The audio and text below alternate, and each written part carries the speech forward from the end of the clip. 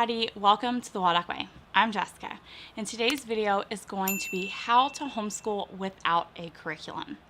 I know, that sounds completely nuts, and there was a time when I thought it was nuts too, but people are always very surprised when they ask me, what do you use for language arts, or what do you use for math, or what curriculum do you use? And typically my answer is none. We use very little to no formal curriculum in our homeschool. We used to. We did for a very long time in the very beginning because I didn't know any better. And I thought that's what you were supposed to do. And the more that I realized I wanted an interest-led homeschool, the more I realized that I wanted Emily to be able to lead, is when I realized that curriculum wasn't going to align with what I wanted for our homeschool, because curriculum boxed us in. Formal curriculum anyway. Formal curriculum boxed us in. It felt like a checklist that we had to get through every day. We were dredging through it. We were getting through it. We were checking the check boxes, but we weren't having fun. I wasn't fueling Emily's fire for learning, and I wasn't really excited. She wasn't excited. And it just kind of felt like we were doing the must-dos, but we weren't doing any of the could-dos or the fun things. And so that's when I finally broke out of the box, because I realized that what I wanted for our homeschool was for Emily to love it. I wanted to be able to follow her interests and her passions. I wanted her to be able to lead us down those fantastic rabbit trails. And I really wanted to do it together. And most formal curriculums just didn't give me the ability to do that. And so instead, we ditched them and we started kind of doing our own thing. And I know you're probably thinking, I can't ditch the homeschool curriculum, I need it. But I'm gonna show you what we do instead, in case you, like me, are ready to break free out of the box. So the first thing that I did was I created skill checklists by grade level. So what I do every year, and you can watch a Plan With Me video where I physically do that in this video. But what I do is I go through those skill checklists and I pick things that I want to focus on that year for math, for language arts. And then I pick whatever topics Emily's interested in. So for example, over the summer, it was ocean. Her next big interest has been Greek mythology. So that's something that I'm working on for her right now.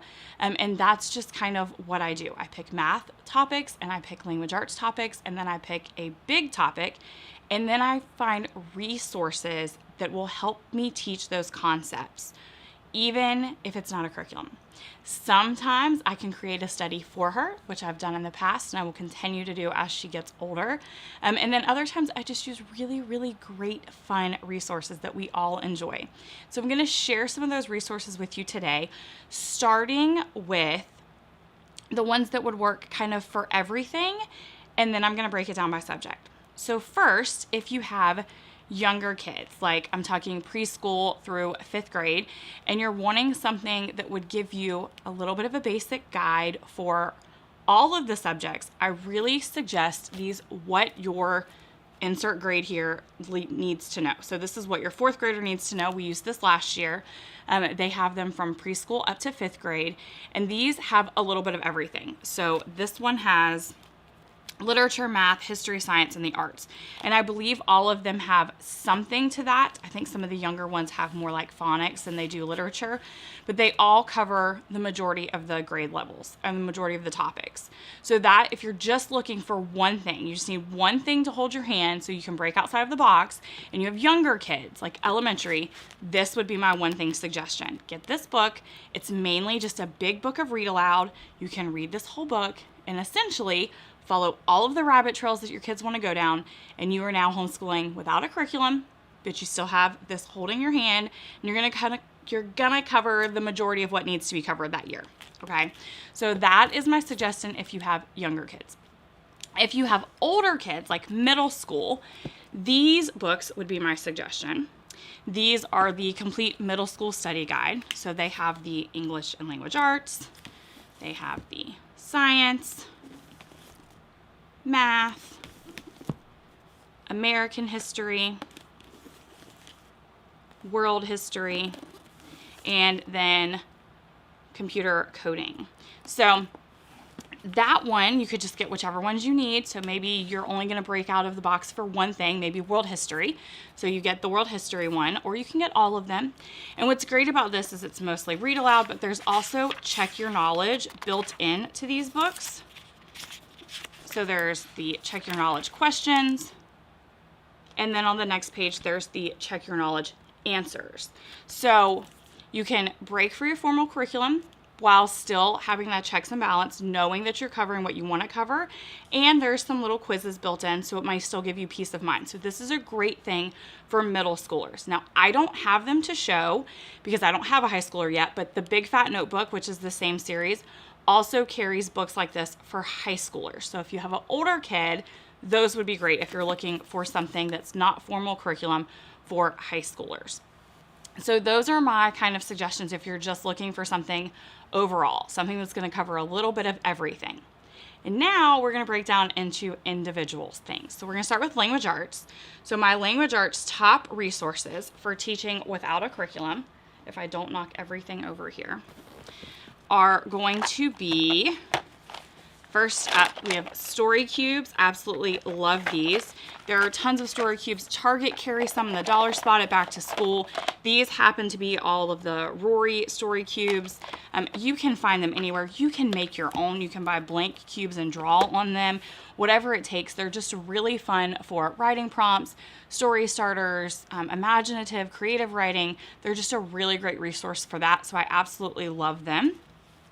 Another language arts must-have for us is Mad Libs. Literally, there are tons of these. You can find one on any topic that you're studying. This is just the generic one. But let's say you're studying sharks. There's a shark one. Let's say you're studying, world history. There's a world history one. So there's tons of these for you to choose from. And then we also really love the Usborne writing books. This is Write Your Own Storybook. They have Write Your Own Poems, Write Your Own Comics, Write Your Own Magazine. Tons of different ways to get writing in that's really, really fun and interactive because it kind of walks the children through different things that they can do. And then obviously any kind of games are our favorite. The game that I picked to show you guys is Word on the Street because this is a spelling and vocabulary game built in kind of to one. You have to come up with a word that meets the category and then you have to spell it. So we love all kinds of games, but this is one of our favorites because like I said, it works on multiple different language arts skills at the same time. And then obviously we really, really still love mail time. We love sitting down together on Mondays, reading the mail that comes in for us, and then writing mail back. That's a great way for us to kind of experience writing a friendly letter or writing a sympathy letter or a thank you card. It's a great way to practice some of our language arts skills as well as also just practice being a really awesome human being. And then last would be our journaling. So that's something else that we do once a week.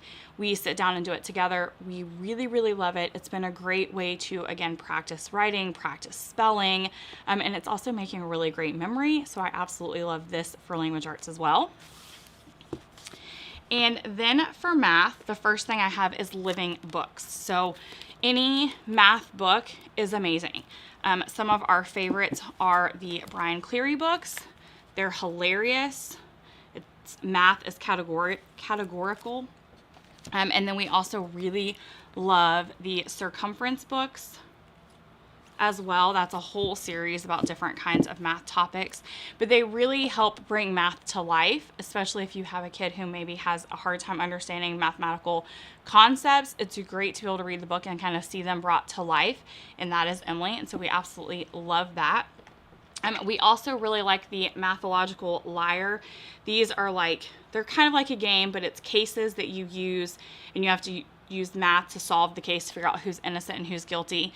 This is the 4th grade one. Emily and Kevin did this last year. We already bought the 5th grade one because they loved it so much.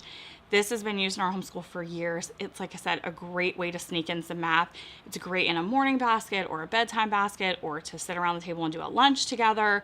But it's just a really great way to practice some of those math skills. And because you can buy them by grade level, it's kind of focusing on skills that are, better for that age. So you don't have, your 12-year-old doing addition and subtraction.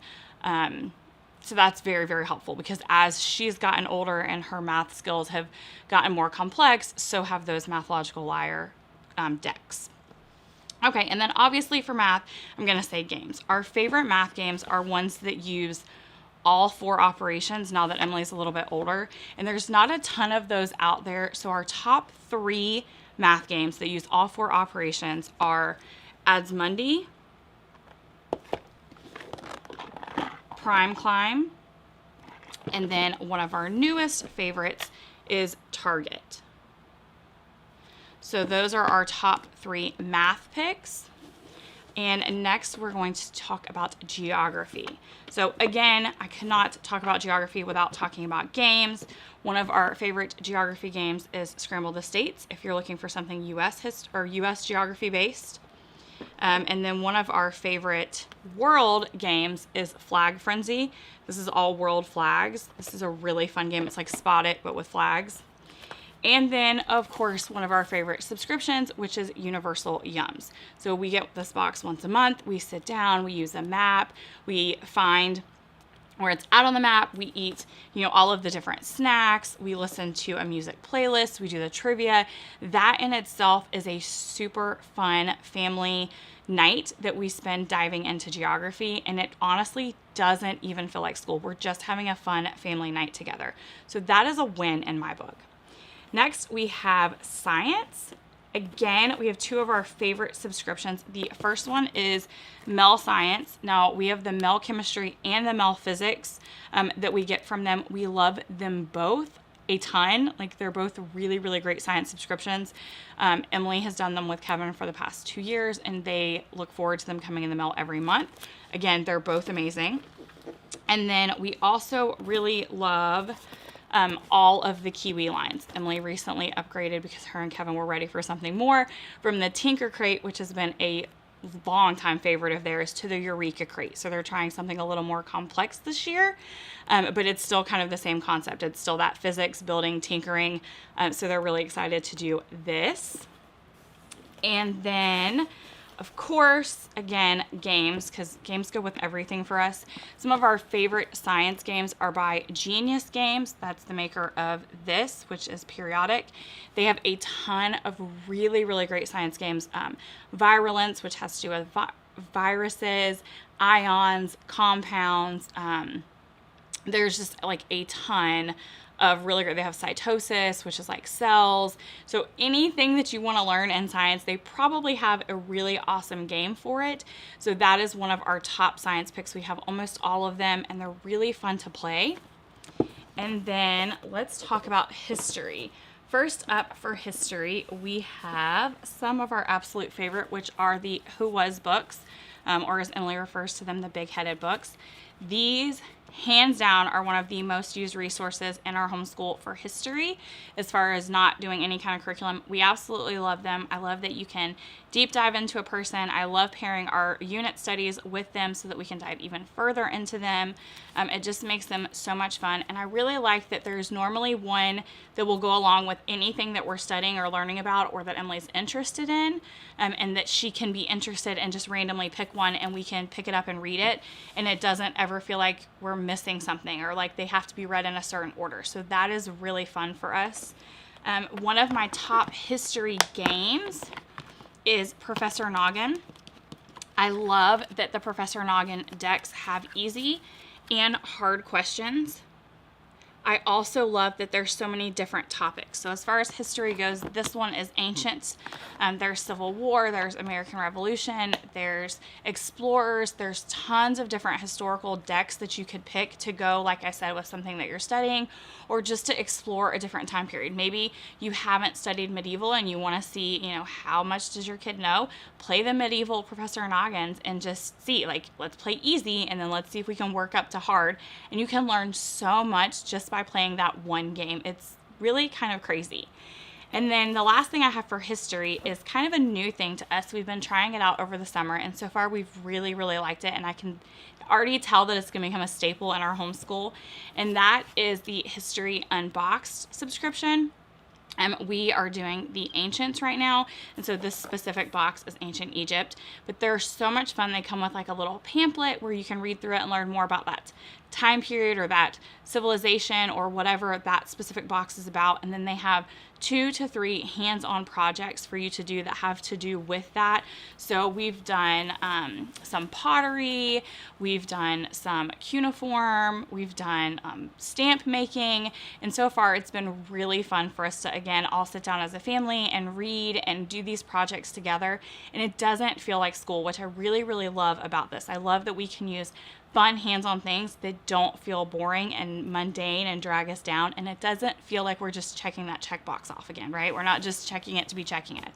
The last thing I want to show you, in case it's a staple in your homeschool, is some logic or critical thinking. So some of my favorite things for that are obviously the easy one, which would be puzzles. You can get puzzles from anywhere, any kind of puzzles you want. They're great for logic and critical thinking skills. We also love the mind benders from the critical thinking company. These spot the differences masterpiece mysteries are fantastic. And then obviously we have some games. So some of our top favorites are Spot It, the mental blocks, and pretty much anything by Think Fun, but specifically Cat Crimes is one of Emily's top picks. So those are my top resources for how to homeschool without a formal curriculum.